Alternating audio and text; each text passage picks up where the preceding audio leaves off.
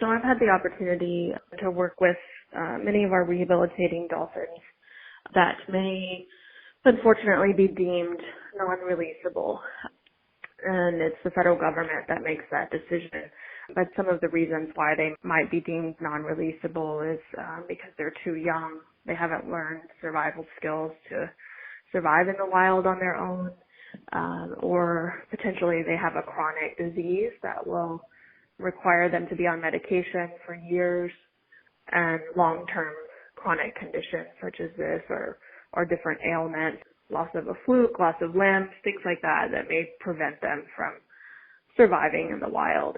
And so when an animal is deemed non-releasable, then the federal government goes through a very rigorous process of placing the animal, and I've been able to experience that firsthand, where they only place them in facilities that are accredited by the AVA, and then also they have to present how they will care for that particular animal's needs. Can they provide the social structure that animal needs? Can they provide the physical needs and medication and veterinary support that particular animal's condition requires? And so I've seen these marine parks go to extensive lengths to help animals that we have in rehabilitation. And I think despite maybe what some of the public opinion has been, these marine parks are not necessarily seeking out animals for their parks.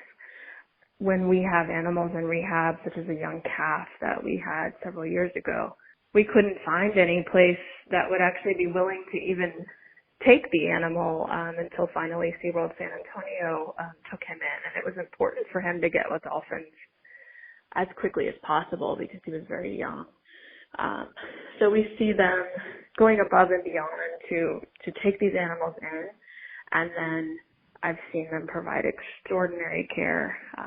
Some of the animals that have been deemed non-releasable that have come through our program, even back 25 plus years, are still thriving in captivity. And I think we've seen evidence, and there have been some recent publications that talk about how dolphins are actually living longer in some of these marine parks than they would in the wild. So there's a lot to consider, and really just for me, I've seen not only what those marine parks do for those non-releasable animals, but how much support they provide nonprofits and other organizations like ours in rescue support and with resources to be able to do what we do.